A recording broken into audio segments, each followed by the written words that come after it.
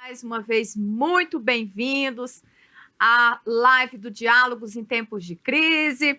Eu sou a professora Olívia Daniele Mendes de Oliveira e vou estar hoje com vocês conversando um pouquinho, a respeito da importância da medicina legal para o processo penal e vou tecer alguns breves comentários. Claro, aqui sem qualquer vontade de esgotar a temática, uma vez que ela é bastante longa, mas interessante e, claro, para o nosso direito e a nossa área processual penal.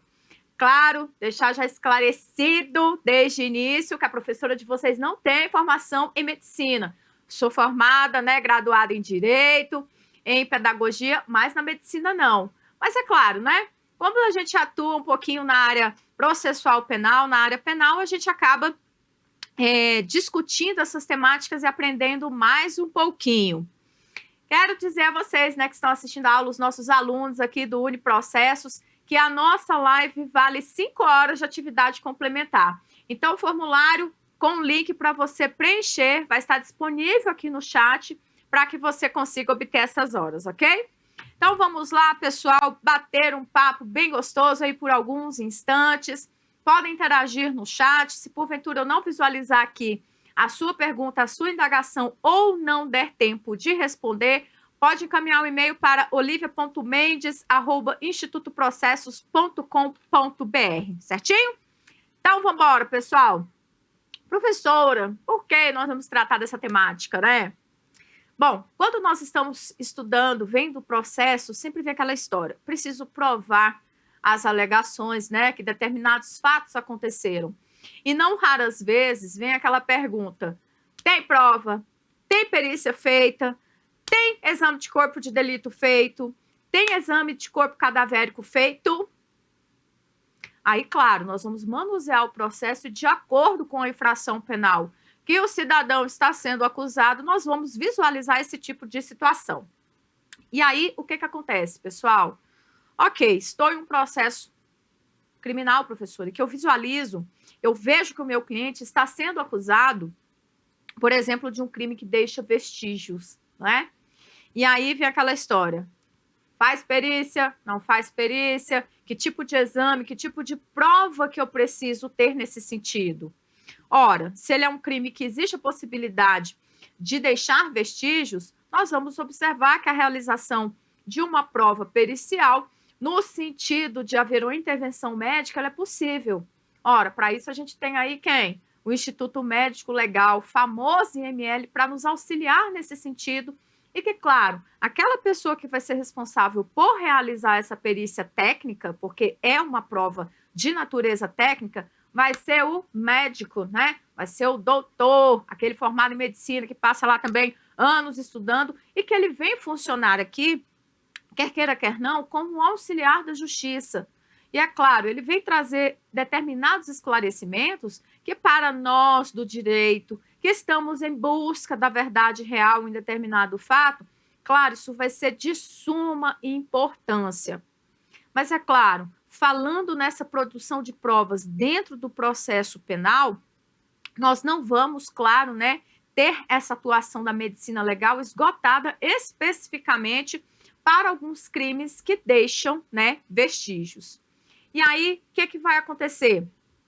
Nós vamos, claro, observar determinadas situações e sempre de acordo com o caso concreto e fazer o requerimento de algumas a emissão de alguns pareceres, de alguns laudos para nos ajudar. E é claro, quando a professora está falando na importância da medicina legal, eu não vou poder restringir isso, nós não vamos restringir apenas a esses exames de corpo de delito, Porque, pessoal, tem o pessoal da psiquiatria também, A psiquiatria forense também muitas vezes vem nos ajudar no esclarecimento de alguns fatos. Mas tá bom, professora, beleza. A medicina legal, ela vem trazer esse assessoramento para o direito para a gente esclarecer determinados fatos. E aí, o médico precisa entender de direito para poder prestar esse auxílio no processo legal? Pessoal, a resposta, claro, vai ser negativa. Porque o médico estuda medicina. nós estudamos direito. Claro, a medicina legal, ela não faz parte nas grades curriculares como matéria obrigatória e funciona em muitas instituições aí como a disciplina optativa. Mas é claro, nós, à medida que vamos atuando em processos penais, à medida que nós vamos tendo contato com esse universo, nós vamos fazendo leituras. Claro, existem também, né, processualistas que estudam essa área, existem obras doutrinas, depois vocês podem pesquisar para aprofundar o conhecimento de vocês, e que, claro, nós vamos tendo toda uma condição, todo um discernimento de poder entender algumas situações. Mas é claro, pessoal, existem termos técnicos que são próprios da medicina, que muitas vezes, para nós que somos operadores do direito, nos dificulta aí o entendimento. E aí eu sempre falo para os meus alunos, conheça um médico, tenha um amigo médico, para que muitas vezes ele possa te auxiliar nesse processo de compreender algumas situações, principalmente para aquele que atua na área penal, né? Para aquele que atua defendendo crimes que estão... crimes não, né? Defendendo o cidadão que está acusado de crimes dolosos contra a vida, em especial. Por quê, gente? Existem situações que acontecem em relação ao fato que apenas a oitiva de testemunha não é suficiente para poder esclarecer o que ocorreu. O próprio depoimento do acusado, né? Isso quando ele não resolve utilizar o direito constitucional de permanecer em silêncio, que, claro, a gente sabe, isso não vem a dizer que ele está assumindo culpa em relação àquele fato. Então, essas oitivas podem não ser suficientes para que eu consiga elucidar os fatos. E aí, claro, nós vamos nos socorrer das perícias técnicas para isso. Professora, quando eu estou falando nessa perícia técnica, uso da medicina legal, o que eu posso ter, né, para poder me auxiliar em um processo? Em que situações que a gente pode verificar? Olha, crimes sexuais, crimes dolosos contra a vida, né? Principalmente. O que mais? Próprio crime de lesões corporais. Quando eu preciso, por exemplo, fazer algum tipo de exame toxicológico, né? Tudo isso vem me auxiliar. E aí, o que acontece? Vamos lá para alguns universos, né? Porque uma pessoa que vai passar pelo IML para fazer exame de corpo de delito, por exemplo, é o preso, pessoal, né? E por que ele vai? A partir do momento que o cidadão ele é preso, ele fica sob a custódia do Estado. E do jeito que o cidadão foi preso, naquelas condições físicas, eu preciso devolvê-lo, né? Quando for posto em liberdade, lá para a sua família, para o seio da sociedade também. Então, vamos para esse primeiro exemplo. O cidadão foi preso lá em suposta flagrância delitiva, certo? Beleza, professora. E ele vai ser levado ao cárcere. E vai ser apresentado na audiência de custódia no prazo de 24 horas, certo? Certinho, professora? Beleza. E aí, o que acontece, gente? O caboclo, por exemplo, não tem a conversão da sua prisão em flagrante em preventiva. Ok, ele está solto. Naquele momento, ele ainda está quieto. Nem vai dar tempo, em determinados casos, dele passar pelo ML. É tudo muito rápido. Eu vou apresentar o cidadão em até 24 horas. De repente, ele acabou de ser preso, está tendo audiência de custódia, ele chega, né, na sala de audiência, já é apresentado e o magistrado, claro, vai perguntar para ele o quê? Olha, como é que foi a sua prisão? Como é que você foi tratado, né? Você, porventura, sofreu alguma lesão? Se o caboclo responder positivamente, o magistrado vai encaminhá-lo ao Instituto Médico Legal para fazer o exame de corpo de delito. Se ele responde negativamente e eu concedo a liberdade provisória dele, ok, tá solto. Agora, o cara tá preso, prisão preventiva decretada. Obrigatoriamente ele vai para o IML. E lá o médico legista vai examinar o cidadão e verificar se porventura não tem algum vestígio de que ele tenha sofrido algum ato violento. E é claro, o médico também vai perguntar para o preso se ele possui algum tipo de enfermidade e se porventura ele tem alguma lesão. Se houver, pessoal, isso vai ficar registrado lá no laudo de exame de corpo de delito, e esse laudo de exame de corpo de delito vai para onde? Ele vai para dentro do processo, né, professora? Porque a gente precisa ter esse exame lá, porque se porventura ele falar que quando o fato aconteceu, ele também foi lesionado. Quando eu estou falando fato aconteceu, pessoal, não estou me referindo exclusivamente à prisão, né? Porque ele pode ter se debatido, ele mesmo pode ter se machucado. Eu estou falando realmente em relação à prática do crime. Então, tudo isso nós vamos conseguir identificar. Tá bom. Esta é uma situação. A outra situação, crime que deixa vestígio. E aí a vítima vira e fala o seguinte: olha, o fulano me bateu, né? Fulano deu uns cascudinhos, machucou. E aí o que é que vai acontecer? No momento que você se dirige à delegacia, o delegado vai fazer o que você, depois que você, claro, né? Registra o boletim de ocorrência, o delegado vai expedir um memorando te encaminhando para o IML para que você seja submetido ao exame de corpo de delito. E lá, claro, quem vai ter condições de avaliar o grau dessa lesão vai ser o médico. Olha aí, a medicina legal já vindo participar aqui do processo penal. E aí, claro, se eu estou falando que eu sofri um crime, né? Fui vítima do crime de lesões corporais, eu estou falando, fulano me deu os cascudinhos, machucou, me feriu. Essa conduta que ele praticou é ato ilícito e tem que ser punido. O que que vai acontecer? Esse exame de corpo de delito, ele vai vir também para dentro do processo. E nós vamos trabalhar com ele. E é claro, quando eu estou me referindo a esse exemplo, né? Quando o magistrado for proferir a sentença, que ele vai analisar todo o conjunto probatório. E lembrando, né, gente, coisa importante, vamos lá para o artigo 155 do Código de Processo Penal, porque o magistrado ele não vai poder formar o convencimento dele exclusivamente na prova produzida no inquérito. E aí, mesmo que eu tenha esse exame pericial, lembre-se que o juiz não fica vinculado exclusivamente a ele para tomar a sua decisão, né? Pois é, pessoal. Então, muitas vezes, o fato de, nessa situação hipotética, eu ter um laudo de exame de corpo de delito que comprova a ocorrência de lesões corporais, e ela, claro, vem indicando qual é a gravidade. Se você ficou afastado do trabalho por mais de 30 dias, né? Se porventura isso causou uma incapacidade permanente em você, se porventura houve risco de morte, então tudo isso vem a subsidiar a prova no processo penal. E aí, claro, esse laudo serve para quê? Para que eu possa, né, eu, magistrado, ter elementos suficientes para formar o meu convencimento. O Ministério Público, enquanto titular da ação penal, claro, em uma regra geral, ele também poderá utilizar isso para sustentar a acusação. A defesa, gente, também vai trabalhar com esse laudo, porque ela precisa tecer uma linha de raciocínio que seja suficiente para quê?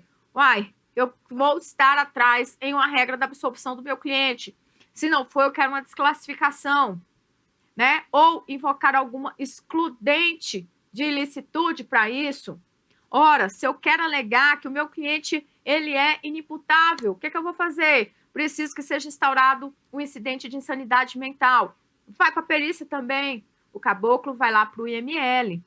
E é claro, o médico é que vai ter condições de fazer essa avaliação psiquiátrica a ponto de dizer o seguinte: esse cidadão, no momento e na hora do fato, ele não tinha condições de saber que a conduta dele era ilícita. E aí, claro, para a defesa, o laudo vem positivo. Isso, claro, conforme a situação, a defesa vai achar bom. O Ministério Público pode achar ruim. Mas lembre-se de uma coisa: o promotor, ele é promotor de justiça, ele não é promotor de acusação. Então, a prova, ela é do processo.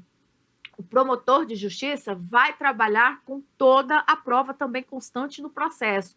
Ela para que todos trabalhem. Tá bom, essa é uma hipótese, professora. Esse é um exemplo. Joinha. E quando o cara morre, professora? O cara partiu dessa para melhor, né? Ou pior, a vítima morreu de morte morrida. Você tá rindo aí, né? Você tá achando bom a vítima ter morrido? Pois é, o pessoal tem hora que uns dá uns pipocos no outro. E aí, meu filho, a gente tem que descobrir como é que foi essa morte da pessoa, trabalhar. Porque, não raras vezes, existe a possibilidade do cara cometer um crime, mas quando eu efetuo o disparo de arma de fogo, esse percurso que a bala faz saindo da minha arma até chegar no corpo da vítima, dependendo da distância, gente, de repente ela morreu de susto de outra coisa. Não foi o susto que eu queria dar nela, né? Efetuando um disparo de arma de fogo. E aí vem aquela história. Como é que eu vou saber disso, professora? Como é que eu vou ter essa certeza? Lá vem a medicina legal para nos auxiliar nós aqui que somos operadores do direito, de descobrir essa situação. O médico perito, ele vai observar o seguinte: olha, eu estou aqui com esse cadáver para poder fazer a análise para descobrir se ele realmente morreu do disparo de arma de fogo que foi efetuado ou não. E aí vem o seguinte questionamento, né? E aí, o que é que vem lá no laudo de exame cadavérico? O que é que o médico encontrou para mim, professora? Tem um monte de termo lá que eu não entendo. Eu não entendo de jeito nenhum. E nisso que eu não entendo esses termos técnicos, claro, nós vamos estudar, nós vamos observar o que é que veio ali respondendo aos quesitos que são elaborados ao médico legista que possa nos auxiliar. Você pode não entender o desenvolvimento que vem nos termos técnicos que o médico coloca lá no laudo. Mas quando ele responde aos quesitos, ele não vem com tantos termos técnicos assim, né? E aí facilita muito a compreensão do operador do direito. Então, se, por exemplo, você efetua disparo de arma de fogo, esse disparo contra outra pessoa, e ela morreu de susto de outra coisa, e não do susto da bala que você, né, efetuou o disparo, o que é que vai acontecer? Ah, pessoal, olha só, crime possível. A vítima já estava morta quando ela recebeu aquele disparo de arma de fogo. É claro. O que é que vai acontecer? A defesa vai bater em cima, vai utilizar esse laudo para quê? Para que o processo, no primeiro momento, professor, seja arquivado. Se o laudo de exame de corpo cadavérico não estiver carregado ao processo, naquele momento que eu vou apresentar a resposta à acusação, lá nas alegações finais é o que eu vou fazer. É a tese que eu vou desenvolver. Beleza, professora? Olha que coisa bacana. O laudo de exame de corpo de delito descobriu, né? Isso aos olhos da defesa, tá? Que a vítima morreu de susto. Cuidado, de repente, se você, né, dá umas facadinhas ali na pessoa, você quer assustar ela também, né? Porque não raras vezes, quando você pergunta lá pro seu cliente no momento do interrogatório dele, ele fala para você, não, eu só queria dar um susto na vítima. E aí, sabe, eu dei uns golpes nela. Aí vem aquela questão, os golpes poderão ser fatais, esses golpes de faca que o cidadão desfere para dar o susto no outro pode deixar sequela, a sequela ela pode ser temporária, essa sequela pode ser permanente, e tudo isso, todas essas informações vão vir lá no laudo de exame de corpo de delito. E quem vai trazer essas informações para a gente? O médico legista, pessoal. Olha a medicina legal entrando aqui em uma outra situação conosco. E aí, claro, a partir desses elementos, e lembrando, o magistrado em que pese o fato de ele não estar vinculado à produção dessa prova para tomar a sua decisão, lembre-se que quando ele fizer a dosimetria da pena, quando ele chegar lá na primeira fase, o que ele vai fazer? Vixe, professora, tem lá as circunstâncias judiciais do artigo 59 do Código Penal. E lá, né, vem falando das consequências do crime. Quando o magistrado for fazer essa observância, ele vai, né, que ele obrigatoriamente tem que analisar para ver se ele eleva a pena base em qualquer dessas circunstâncias. Lembre-se do seguinte, o magistrado tem o poder discricionário de quê, gente? E, professor, ele pode aumentar a pena o quanto ele desejar. E, claro, lembre-se da teoria das margens, né? Ela traz uma limitação para o magistrado no seguinte sentido. Olha, você não pode fixar a pena abaixo do mínimo legal, mas você subir nas tamancas, você pode à vontade, né? Mas, é claro, ele vai invocar o princípio de razoabilidade, o princípio da proporcionalidade. É um cuidado que nós vamos ter.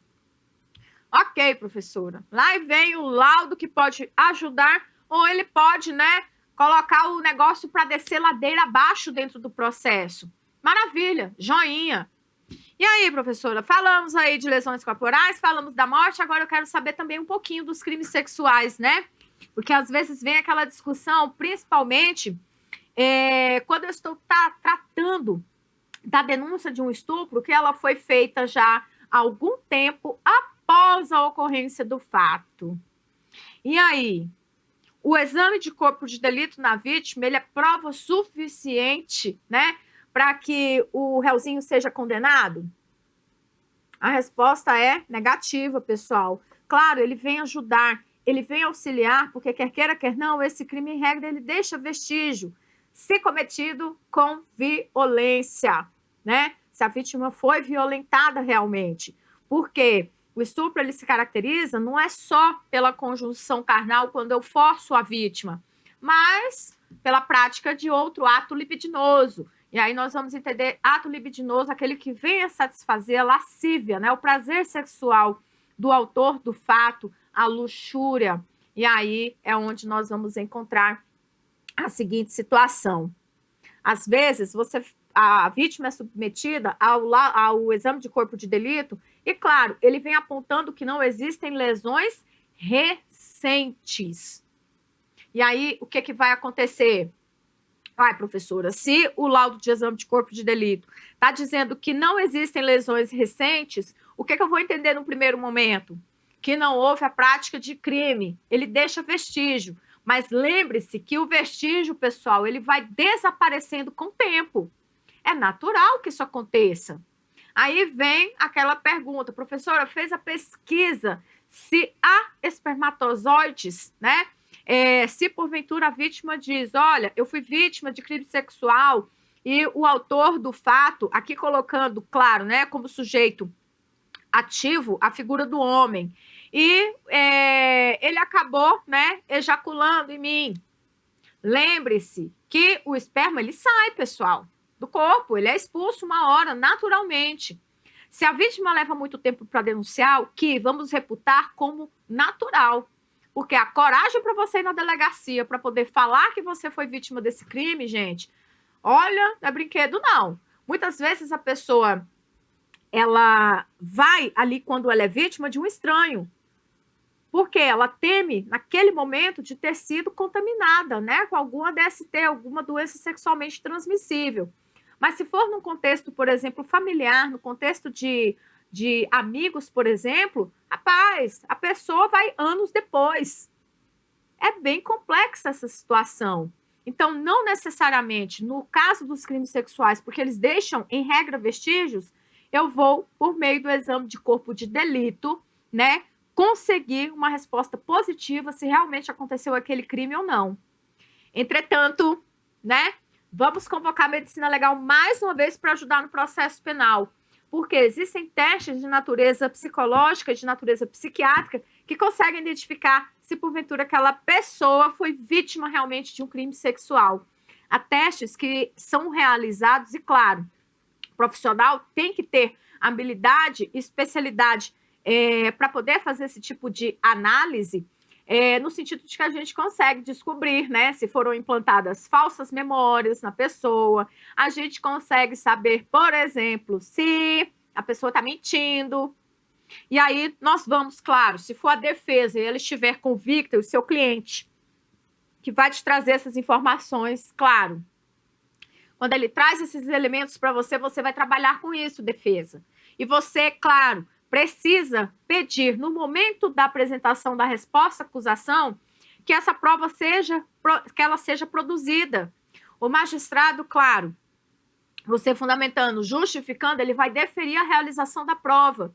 Deferida a realização da prova, você vai ter 5 dias corridos, tá, pessoal?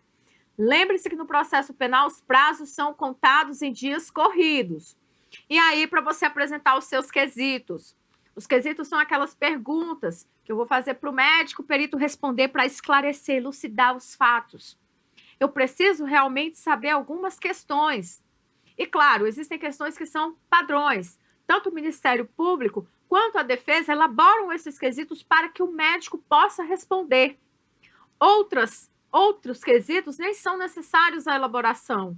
O próprio médico que vai proceder a esse exame, confeccionar o laudo e remeter à justiça, ele já sabe o que ele precisa averiguar. E aí, claro, seu coração vai ficar batendo, barriga gelada, esperando o resultado desse exame. É o que eu disse. Aos olhos da defesa pode ser bom, aos olhos da defesa pode não ser bom. e assim também para o Ministério Público. Mas lembre-se sempre de uma coisa: todos nós estamos no processo em busca da verdade real. Então, vindo o laudo com a resposta que você deseja ou não, ele vai fazer parte do processo e as partes poderão trabalhar, certo? Tranquilo até aqui, pessoal? Lembrando, a nossa live vale 5 horas de atividade complementar. O formulário para contabilizar a sua presença já está disponível aqui no chat para você, ok? Tá bom, professora, beleza. Dentre esses exames que a medicina vem nos ajudar, né, a desvendar determinadas ocorrências de crimes, né, porque nem tudo, a prova produzida no processo, como nós conversamos lá no comecinho da nossa live, a testemunha vem esclarecer, o próprio acusado, se ele resolver falar no interrogatório, ele esclarece. O que acontece? Lá vem o perito. A pergunta que deve estar soando por aí no primeiro momento. Professora, quem vai ser esse perito? Ele é nomeado pelo juiz ou não? Pessoal, a galera, né, os médicos que trabalham lá no Instituto Médico Legal, eles são concursados, né? Então, onde eu tenho condições, o Instituto Médico Legal, o IML, instalado, já vai para lá. O médico legista, ele já sabe o que ele vai fazer, o que ele precisa examinar. E olha o quanto isso é importante. Chega lá para ele um corpo, né, um cadáver, para ele fazer análise, gente. O médico vai fazer o que nós chamamos aí, né, de autópsia. E aí, o que acontece, professora? É um cadáver que, vamos colocar assim, a pessoa não aparece para os seus amigos, para o seu familiar, que seja através do telefone, que seja pessoalmente. Já tem aí uns 2, 3 dias. A pessoa sumiu. A família foi lá na delegacia de polícia e registrou a ocorrência do desaparecimento. E aí fomos procurar essa pessoa, saímos da caça, claro. A gente quer saber onde fulano está. E aí encontra o cadáver morto lá, em determinado lugar, ou que a gente sabe que aconteceu o crime, que o autor do fato carregou essa pessoa para algum lugar, quando foi encontrada, estava morta. E aí vem uma pergunta: quando essa pessoa morreu? Porque quando eu respondo e eu faço essa indagação, quando que o fulano morreu? Pessoal, isso é importante, porque tem a prescrição, né, para a gente poder oferecer denúncia. O promotor de justiça tem que estar de olho nisso. Muitas vezes é uma investigação longa que eu não consigo determinar em um primeiro momento o quê? Quem é o autor do fato. Eu não consigo botar a mão em alguém. E aí começa-se como é que se fala? Levantar quem são os suspeitos, que é a última pessoa com que a vítima teve contato, qual é o lugar que ela teve. Ela passou em algum lugar que tem filmagem, né? E isso é uma pergunta que o seu cliente muitas vezes ele faz para você. E aí, doutor, tem filmagem? Eu sempre falo para os meus alunos, cuidado, a pergunta tem filmagem, né? Do cidadão, cuidado, porque pode ser um indício que ele pode ter participado da empreitada criminosa. Porque aí o que ele quer? Ter certeza, né? De que ele não foi flagrado, que ninguém viu. E aí ele vai tentar, muitas vezes, trazer para você dentro do processo essa confrontação aí de informações que foram trazidas. Tá bom, professor, aquele cadáver analisado lá pelo médico legista.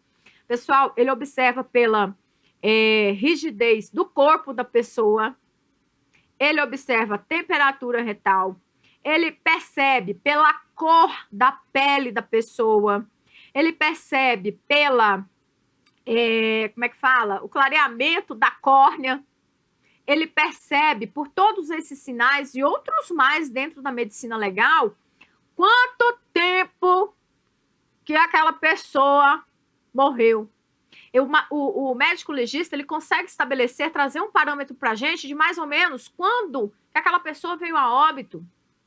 E claro, se eu consigo trazer essa informação, muitas vezes, né? Vai que, por exemplo, a pessoa morreu asfixiada. Se ela sofreu muito para morrer. E aí, claro, gente, tudo isso, em caso de condenação, o magistrado, ele vai computar isso, ele vai levar em consideração quanto da dosimetria de pena. Olha o quanto é importante a medicina legal aqui para o processo penal. Ora, se de repente eu tô falando o seguinte, tá, olha, eu tive com tal pessoa. Ah, e outro detalhe que eu já estava esquecendo, né? A questão da coleta, né? De bancos de DNA, muitas vezes, dependendo aí da situação, a gente armazena isso para saber o quê? Se foi o fulano ou o cicrano. Pessoal, até se houve luta corporal, se a vítima tentou se defender, a gente fica sabendo. Porque imagina só, né? A professora de vocês, ela é vítima de um crime, né? É só exemplo, tá? Vou colocar um menino ali, qual que é teu nome mesmo? O Joey, né? Que tá aqui nos auxiliando. Vai que eu entro aqui em luta corporal com o cidadão, né? A gente brinca, né, Joey? E aí, o que acontece? Naquilo que o Joey tá me agredindo e eu tento me defender, eu cravo as minhas unhas no bracinho dele, né? E a minha unha é afiada, viu, Joey? Brincadeira. Mas é sério, gente. Quando eu cravo as minhas unhas lá no braço do Joey, que eu faço assim, muitas vezes eu consigo feri-lo.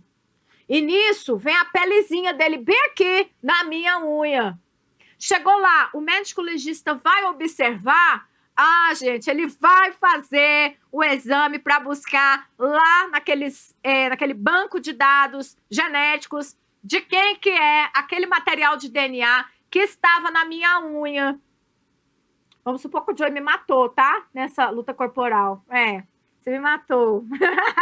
Morreu, professora Olivia. E aí, o que acontece? O Joey fugiu. Vamos supor que, claro, né, essa luta corporal ocorreu em um local ermo, que não tem câmera, não tem filmagem. E aí, o que acontece? Tinha, né, os dados genéticos do Joey. Ele foi identificado. Quando ele pensa que não, gente, ele tá lá na casa dele. Você tá tranquilo. Você tem Netflix em casa, Joey? Tem, né? Então, você tá lá assistindo um filmezinho da Netflix, todo espichado lá no sofá. De repente, ele recebe uma visita. A visita da polícia atrás dele com mandado de prisão, tá? Sei pro Chilindró. Aí você vai assistir a Netflix, né? Só do sol nascendo quadrado pra você. É o único filme que você vai ver durante muito tempo. E ele toma um susto. E ele vai falar, mas como assim, né? Que sou eu? Aí ele vai perguntar, tem testemunha? Quem foi que disse que fui eu? Eu tava em casa. E ele não tava, não. E aí o que acontece? Quem entregou o Joey como autor do fato foi quem, gente? O médico. Ele é quem veio trazer essa informação, porque eu encontrei lá nas unhas da vítima, pedacinho lá do corpo dele. E aí busquei no material genético. Era uma vez o Joey solto. Agora ele está preso, vai responder a processo criminal. Se ele vai ser condenado ou não, são outros 500, tá, Joey? Porque se for homicídio doloso, você vai ser julgado pelo tribunal do júri. De repente, você dá uma justificativa lá que o jurado, né, se convence que você tinha razão, que eu mereci por além, né? Aí você se livra. Então, vejam aquela questão, né, de nós termos essa observância. Professora, fiz o curso de Direito, né? Eu não estudei Medicina Legal. Detalhe, professora de vocês também não estudou Medicina Legal na faculdade, não, tá? Lembra do que eu falei lá no comecinho? Ela não é disciplina obrigatória. Em algumas instituições, ela é optativa. Mas nós precisamos, claro, fazer cursos de atualização e, claro, enveredar um pouco por esse mundo, principalmente se a gente vai atuar na área criminal. Você que está aí se preparando, né, para fazer concurso, para entrar na polícia, se prepara para você ver de um tudo e lidar de tudo um pouco. Você vê cada cena, né, chocante, mas que, à medida com que você vai trabalhando, né, nessa área, você vai entendendo as situações ocorridas e, claro, isso auxilia bastante na investigação para a polícia também. Porque, veja, eu sou o delegado, eu preciso concluir o inquérito para remeter ao Ministério Público. Se o caboclo está preso, eu preciso concluir isso rápido, porque tem prazo para oferecer denúncia. Senão, aquela prisão dele torna-se legal. Passível do quê, gente? Eu fazer o manejo do relaxamento de prisão. Aí o Joey está solto. Mas se tratar de réu, que ele não está preso, pelo menos por enquanto, antes de um decreto de uma preventiva, o pessoal é tranquilo, né? Porque a polícia acaba tendo um pouco mais de tempo para isso. E, claro, o médico legista, ele tem um tempo para elaborar laudo. Ele tem 10 dias para fazer essa elaboração. Se ele não faz, professora, vamos cobrar, né, para o IML que aquele laudo seja remetido para a justiça, para que a gente possa trabalhar com isso. Então, vejam o quanto é importante a gente entender um pouquinho, né, de medicina legal. É claro, gente, tem muito termo técnico, muito mesmo, que a gente tem dificuldade de entender, de decorar, tem palavras que são ultra mega difíceis. A gente precisa se socorrer de um dicionário e de um livro de medicina legal para a gente poder entender um pouco mais esse universo e a gente conseguir entender, né, algumas situações que ocorrem. E claro, você que vai ser promotor de justiça, você que vai ser defensor público ou advogado, saiba e que vai atuar na área criminal, tá? E aí vem aquela história que eu sempre falo para os meus alunos também. Mesmo que você pense que vai passar no concurso e você quer correr dessa área, saiba que quando você ingressar numa carreira dessa, obrigatoriamente você passa na criminal. Geralmente é o primeiro lugar que você cai sem querer, né? E aí, claro, essas situações vão aparecer. Lembro que alguns laudos, né, que são elaborados pelos médicos legistas, às vezes eles vêm inconclusivos. Às vezes você quer saber um pouquinho mais em relação àquela conclusão que ele chegou, aquelas informações que estão contidas ali no laudo. O que eu posso fazer, professora? Gente, pede esclarecimento. Você vai pedir esclarecimento, claro, dentro do processo, e você vai formular perguntas esclarecedoras para o médico legista. Isso vai ser remetido para o IML e ele responde essas suas perguntas esclarecedoras, que são quesitos. Isso vem em um exame complementar. Ou seja, aquele primeiro exame que foi realizado, ele continua tendo validade e aqueles esclarecimentos que eu solicito vão se complementar àquele exame que foi feito primeiramente. Outra hipótese que você pode arrolar para ser ouvido em juízo como testemunha um médico legal, um médico legista, perdão. Como assim, professora? Lá na resposta à acusação, né? Ou você que vai ser promotor de justiça quando oferecer a denúncia, você poderá arrolar esse médico legista, porque ele vai funcionar como perito no processo para que ele preste depoimento. E aí, ele poderá esclarecer o que para você? Como que o exame foi realizado, explicar algumas coisas que você não entendeu, que de repente naquele primeiro momento que você visualizou o laudo, ou que você ofereceu a denúncia, ou que você apresentou a resposta à acusação e aquele laudo ainda não estava juntado. E claro, se você está atuando pela defesa, o que você vai fazer? Ei, professor, eu vi que tem aqui memorando expedido para poder fazer laudo de exame de corpo de delito, laudo de exame cadavérico, mas eu não vi isso daqui. Pede diligência juntada, tá? E aí o juiz vai, pega esse pede ofício e cobra de quem teve que fazer. E aí você pode, para trazer algumas informações, responder algumas perguntas. Mas, pessoal, não é em relação ao fato, no sentido do médico legista ter visto a ocorrência, né, do fato lá praticado. Mas dele conseguir responder, por exemplo, como é que foi feita a coleta de material, como que foi feito esse armazenamento, quanto tempo que durou a realização de perícia. Ah, professora, por exemplo, eu estou tratando, olha só, vamos voltar lá para os crimes sexuais, que é bom, para a gente entender.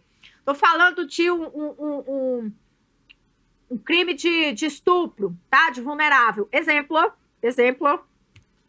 Professora, que tem complicado, né? Falar sobre isso. Eu sei, mas nós estamos no processo penal, caiu na chuva para se molhar. E aí, o que ocorre? Vamos supor que a vítima fala que sofreu violência sexual.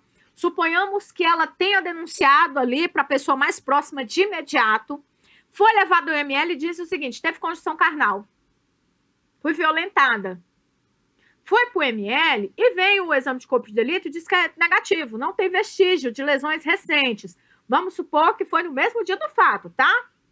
E aí, quando a vítima vai ser submetida a exame, o médico vem e detecta que não há ruptura de ímen. Isso significa, pessoal, assim, de uma forma 100% segura que não houve, né, a prática do ato sexual? Resposta negativa, porque existe o tal do ímen complacente, aquele que ele, vamos colocar assim, elástico, ele não rompe ali de repente na primeiras, ou nem se rompe nunca. Eu preciso pegar esse laudo feito pelo médico legista e fazer o quê? Muitas vezes eu quero entender, poxa, mas a vítima está falando, ela está afirmando que foi. Ela foi submetida a um estudo psicossocial forense, por exemplo, e está aparecendo que a ocorrência do fato. E aí, professora, agora é hora de eu ficar assim, eu acredito em quem? Qual das provas produzidas? E você que vai ser juiz também, porque essa dúvida vai parar sobre você. Quando você for proferir a sentença, você precisa fundamentar. E aí vem aquela história. Peraí, deixa eu chamar o médico legista para me esclarecer essa informação. Porque eu tenho um laudo, um estudo psicológico, psicossocial, perdão, falando, não do jeito que ela está relatando, gente, é difícil dela estar mentindo. E não tem implantação de falsas memórias. Lá vem o legista falar, não, existe o ímã que ele não rompe, que é o complacente. E aí, isso foi verificado do momento que foi realizado o exame de corpo de delito nessa vítima? Gente, o médico legista tem um monte de pessoas que passam lá por ele. Ele vai falar o quê? Eu não lembro. Aí vem parar a dúvida. A defesa vai cair de cima falando o quê? Que era a realização de outro exame de corpo de delito. Você consegue identificar? Doutor, consigo. Então tá bom. O que acontece? Encerrou a instrução probatória, eu falo para o juiz, porque eu posso fazer o requerimento de diligências. Excelência, eu quero que seja realizado outro exame de corpo de delito para que o doutor médico me esclareça o que foi feito, o que foi perguntado, indagado para ele aqui. Eu quero saber, né, qual é o tipo do ímã daquela vítima. Se o promotor de justiça, gente, também ele tiver dúvida em relação a isso, ele também vai pedir. Nós não podemos fazer vista grossa em determinadas situações, porque, lembre-se, todos estão atuando no processo em busca de quem? Da verdade real. E aí, claro, todos nós vamos ter que trabalhar com essa prova. Doa a quem doer. Não importa se o Ministério Público depois não vai ter condições de sustentar a acusação, não importa se a defesa não vai saber o que dizer nas alegações finais. E aí eu falo, é hora de você calçar o óleo de peroba e lembrar do seguinte, você faz defesa técnica. Se o acusado, o teu cliente, fala que não foi ele, você precisa caminhar de acordo com o quê? Ah, professora, com a tese que ele invocou na autodefesa, porque é um direito dele. E aí nós vamos buscar elementos outros, né, para poder trabalhar para dizer o seguinte, a prova não é suficiente para condenação. Absolve, senhor juiz, o meu cliente. A medicina legal, a importância dela também, né? Quando ela estuda, por exemplo, tratando de crime de homicídio, né? Porque é onde a gente vê cada coisa, menino. Joey, a gente vê um monte de coisa. Tem gente que leva bala de cima a baixo, facada de cima a baixo. Tem gente que vai lá, aperta o pescocinho do outro, né? Tem um monte de jeito. Pessoal, lembrando, eu não estou ensinando vocês a praticar crime, não, tá? É claro, esclarecendo algumas situações que acontecem, senão depois você fala que chegou lá para poder atuar, e aí a professora Olivia não disse nada, ela só passou por cima. E aí todos esses elementos, né, que a medicina legal também vai estudar, não é só o evento morte quando ocorreu, mas outras situações que aconteceram. Lembra do que eu falei um pouquinho mais cedo, que às vezes a pessoa morreu foi do susto, antes da bala, né, que eu mandei para a pessoa receber, tenha chegado lá no corpinho dela? Pois é, tudo isso a gente vai observar. Tudo isso a medicina legal traz essas informações para a gente. Eu preciso realmente saber e ter certeza para que eu possa, né, eu, enquanto magistrado, condenar o cidadão, para que eu consiga estabelecer o quanto de pena. Então, mesmo que no primeiro momento, né, medicina legal não seja disciplina obrigatória na faculdade de direito, vamos, né, debater a temática de vez em quando. Lembrando que a nossa live hoje ela não esgota toda essa temática, né? Eu precisaria de várias lives para a gente, como é que fala, desenvolver um monte de assunto, né, referente a isso. É um universo que eu falo que ele é muito gostoso, apesar de ser pesado, né? Mas é muito interessante para que a gente consiga aí realmente sair em busca da verdade real, para que a gente busque uma justiça mais justa em determinados casos. É claro, gente, tem aqueles que não têm escapatória. E muitas vezes esses laudos que são emitidos, confeccionados, esses exames que são feitos pelo médico legista, ele nos auxilia, né? Ele vem corroborar com outros elementos de prova. Mas é bom a gente sempre fazer a leitura, Busque um livro de medicina legal, né? Se quiser conversar comigo também depois, porque a gente já tem que caminhar para o encerramento, né, Joy? E aí, claro, né? Porque daqui a pouquinho a gente tem aula. É bom para a gente debater, vamos sempre buscar isso. E é claro, pegou um processo, você vai fazer como promotor de justiça, que seja você como delegado lá quando instaura o inquérito, advogado fazer sempre análise técnica dessas questões, ok? Deixa eu ver aqui no chat o que é que vocês comentaram aqui, deixa eu ver. Teve gente perguntando se ainda ia ter live. Tem sim, vixe Maria, nós estamos aqui desde 17h06, né? A gente entrou um pouquinho atrasadinho, mas nós entramos. Deixa eu ver o que mais aqui. Pessoal dando boa tarde, boa tarde. Eu dei lá no comecinho, mas de novo aqui para quem deixou. Deixa eu ver. Pergunta de cômputo de horas. Tem um formulário, né? Tem um linkzinho para vocês preencherem. Deixa eu ver o que mais. Olha a pergunta aqui. Professora, nesses casos de pedofilia, o corpo de delito não necessariamente será feito para comprovação dos fatos. Exatamente. Porque, por exemplo, tem criança que ela sofre o abuso sexual e ela não relata aquilo de imediato. Às vezes ela leva anos, ela só fala isso na vida adulta. Ela fica remoendo aquilo por muito tempo. Mas é claro, se eu tenho, por exemplo, né, os pais responsáveis, o guardião por ela percebendo a modificação comportamental, a gente já consegue investigar. E aí, claro, não vai adiantar você pegar a criança, gente, espremer ela na parede para ela dizer o que aconteceu. Porque, não raras vezes, ela é ameaçada pelo seu algoz. Se você contar isso para alguém, mato a sua mãe. Eu mato seu pai. E a criança já regala aquele olhão, assim, olha, para. E aí, ela sofre o abuso sexual por anos. Ela fica calada. O algoz dela fala para ela, você não muda de comportamento, não. Se eu perceber, eu mato sua mãe.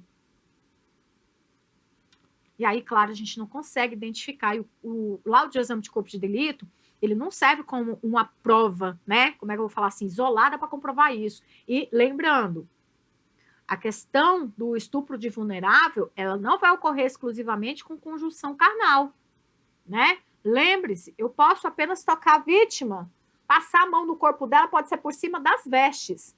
Mas se aquele passar de mão ficar caracterizado que eu fiz aquilo para satisfazer meu desejo sexual, e meu filho, você tá ferrado. Você vai ser processado e ao final condenado por estupro de vulnerável, e a medicina legal vem trazer, né? Principalmente o estudo da psiquiatria forense em relação ao comportamento da vítima. Lembra que eu falei lá da implantação de falsas memórias ou não? Se pela idade, né, da criança, ela teria condições de relatar a ocorrência de um fato, mas interpretar de uma forma diversa tal que ela não considera aquilo como crime, como um ato ilícito. Então, a medicina legal, ela vem ajudando nós nesse ponto, e não necessariamente isso significa a presença com uma resposta positiva de que houve, né, que tem vestígio de violência recentemente ou não, vai caracterizar a ocorrência do fato. Deixa eu ver o que mais aqui. A Fernanda diz que a unha dela é afiada e consegue arrancar pedaço. Eita ferro, mas para que essa unha arranhada? Deixa eu ver aqui. A Gabriela falando, no caso eu. A Gabriela disse que não foi transmitido antes, professor. Eita, vou verificar isso daí depois com o pessoal. Não foi não, Joy? Depois a gente verifica, a gente deixa disponível, tá? Se porventura não ficou disponível antes, estava gravado. Aí vocês conseguem assistir o comecinho da nossa live, ok, pessoal? Tranquilo até aqui? Pois é, então chegamos ao final. Quero agradecer a participação de todos, a audiência. Quem, porventura, tenha até ingressado um pouquinho mais tarde ou que esteja no trabalho, fala para o seu coleguinha assistir, né? E lembrando, se você tiver qualquer tipo de dúvida, manda e-mail para a professora olivia.mendes@institutoprocessos.com.br, que assim que eu visualizar eu vou te responder. Mas logo eu lembro, só a partir, né, de quinta-feira, porque de hoje para amanhã, gente, eu não vou ter vida para estar olhando o e-mail. Mas eu respondo você sim com as suas dúvidas, de forma bem tranquila. Mesmo que você não seja meu aluno ainda, né? Porque uma hora você vai cair nas minhas garras, né? E aí eu vou te apertar lá com as minhas PAs, com a minha prova. Vou deixar você assistindo a aula até o último minuto do horário, né, Joy? Carlos que eu diga, né? Que eu saio daqui tarde pra caramba. Fala assim, né? Porque eu fico com a aula até 10h15, né? Em ponto. Enfim, fica à vontade para poder falar comigo, né? Ó o Pedro aqui. Oi, tia Olivia. Oi, Pedro. Como é que você tá? Você já sarou? Tá bem? Obrigada aqui pelo coraçãozinho, viu? Coraçãozinho para vocês também. Então é isso, pessoal. Muito obrigada. Nos acompanhem sempre, né? Nas nossas palestras, nas nossas lives, que sempre vem trazer um pouquinho de conhecimento para vocês. E aguardo todos em uma próxima oportunidade. Muito obrigada e até mais.